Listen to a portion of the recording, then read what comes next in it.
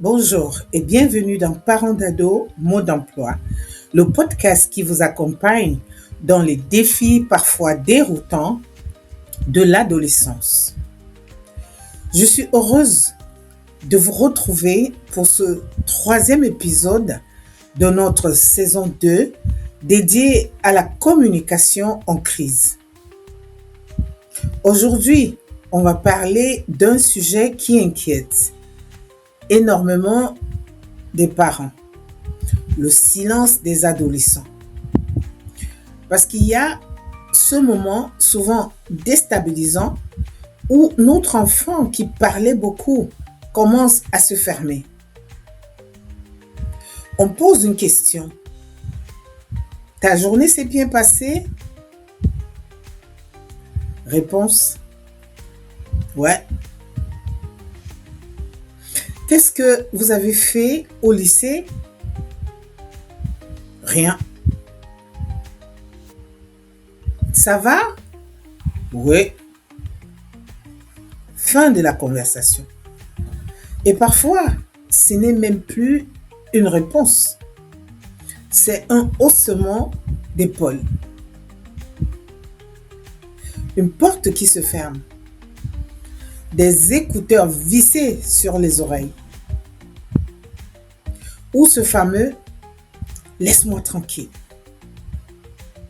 Alors forcément, en tant que parent, le silence fait peur.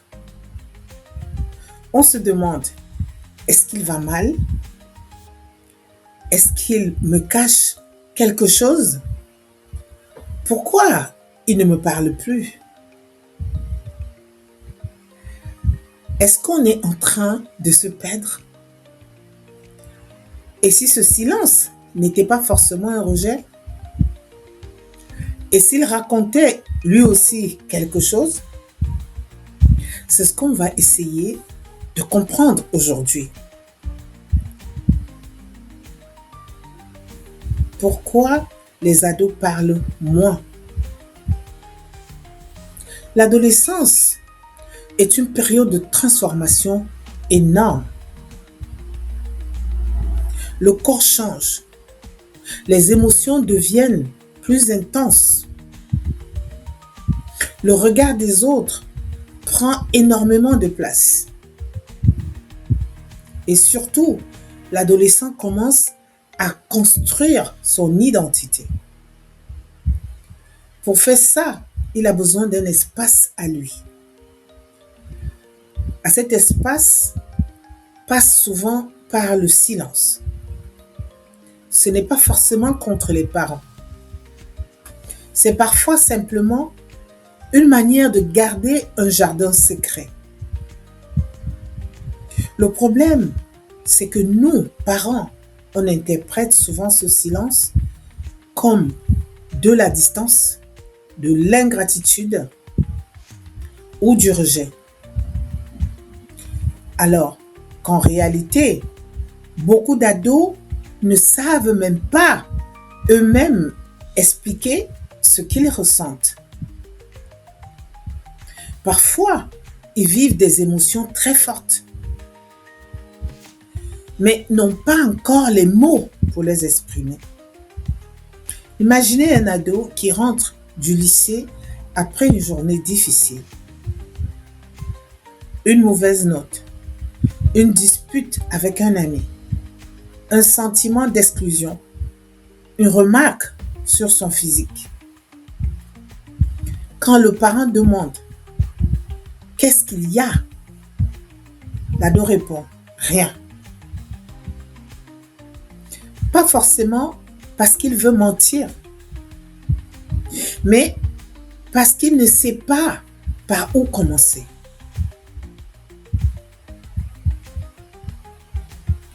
Le piège du parent enquêteur. Face au silence, beaucoup de parents paniquent et se mettent à poser énormément de questions. Qu'est-ce qu'il y a? Tu es sûr que ça va? Tu peux me parler? Pourquoi tu fais la tête? Il s'est passé quelque chose? Tu me caches quelque chose? Plus le parent insiste, plus l'ado se ferme. Parce qu'il a l'impression d'être interrogé et parfois même envahi. C'est un paradoxe difficile. Plus on veut créer du dialogue dans l'urgence, plus on l'éloigne, l'adolescent. Prenons une scène très classique. Votre ado monte dans sa chambre sans parler. Vous le suivez immédiatement. Qu'est-ce que t'as? Réponse, rien. Et là, le parent insiste. Mais je vois bien que ça ne va pas. Parle-moi. Pourquoi tu refuses toujours de discuter? Résultat, tension, agacement, porte qui claque. Alors qu'en réalité, l'ado avait peut-être juste besoin de décompresser avant de parler. Beaucoup d'adolescents parlent, mais rarement au moment où les parents l'ont décidé. Et ça, c'est frustrant. Parce qu'on aimerait des échanges simples, immédiats, fluides. Mais les ados communiquent, souvent de manière indirecte. Parfois, ils parleront davantage. Dans la voiture. Le soir tard. Pendant qu'on cuisine. Ou juste au moment où vous êtes sur le point de dormir. Comme si le dialogue avait besoin de moins de pression pour résister. Ce que le silence peut vouloir dire. Le silence n'a pas une seule signification. Parfois, il dit « je suis fatigué ». Parfois, j'ai peur d'être jugé. Ou encore, je veux régler ça seul. Certains ados se taisent parce qu'ils craignent la réaction du parent.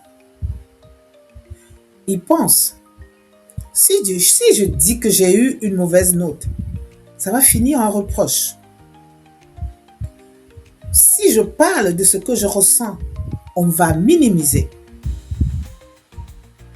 Si je raconte mon problème, on va immédiatement vouloir le résoudre.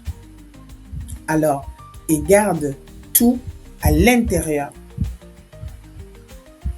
D'autres adolescents se taisent, pas parce qu'ils sont submergés, parce qu'ils sont submergés émotionnellement. Et parfois, le silence devient une protection. Un ado qui entend souvent « tu exagères », ce n'est pas grave. À ton âge, moi aussi, peut finir par penser « ça ne sert à rien de parler ». Et ça, c'est important à entendre pour nos parents. Parce que très souvent, notre intention est bonne.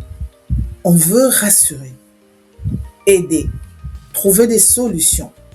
Mais l'ado, lui, a parfois juste besoin qu'on accueille ce qu'il ressent, sans corriger, sans analyser, sans moraliser, immédiatement. Comment recréer un espace de parole? La première des choses, arrêtez de vouloir forcer la discussion. Le lien se nourrit davantage de sécurité que d'insistance. Un adolescent parle plus facilement quand il sent qu'il peut le faire sans pression. Par exemple, remplacer « il faut qu'on parle par » « je suis là si tu as besoin ». Ça paraît simple, mais ça change complètement l'atmosphère. Deuxième chose, profitez des moments côte à côte. Les ados parlent souvent mieux quand il n'y a pas de face-à-face intense. En voiture, pendant une balade, en faisant la cuisine, en promenant le chien. Le regard direct peut parfois être vécu comme trop confrontant. Troisième chose, apprendre à écouter sans intervenir tout de suite. C'est difficile parce que notre réflexe de parent est souvent conseiller, corriger, protéger. Mais parfois, l'ado a juste besoin de dire « je me sens nul » sans entendre immédiatement « mais non, voyons ». Parfois, une phrase simple suffit. Ça a l'air vraiment difficile pour toi. Et enfin, observez les autres formes de communication. Parce qu'un ado silencieux peut quand même envoyer des signaux. Une présence plus collante que d'habitude. Une irritabilité inhabituelle. Un besoin de rester près de vous sans parler. Ou au contraire, un isolement très marqué. Le silence parle aussi avec les comportements. En conclusion, le silence d'un adolescent n'est pas toujours un mur. Parfois, c'est une porte entrouverte, mais qu'il faut approcher doucement. Et souvent, ce que les ados attendent le plus, ce n'est pas un parent qui pose les bonnes questions. C'est un parent qui reste disponible, même quand les mots ne viennent pas. Parce qu'au fond, le vrai dialogue ne passe pas uniquement par les grandes conversations. Il passe aussi par la présence, la patience et la capacité à rester un repère rassurant.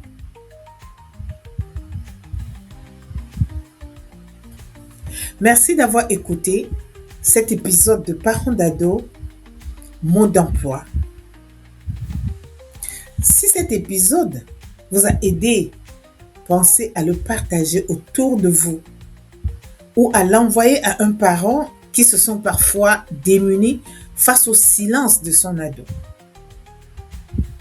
Et surtout, rappelez-vous, un adolescent qui se tait n'est pas forcément un adolescent qui s'éloigne. Parfois, il cherche simplement la bonne manière d'être entendu. On se retrouve très bientôt pour un nouvel épisode de cette saison consacré à la communication parent-ado. Prenez soin de vous et du lien avec vos enfants.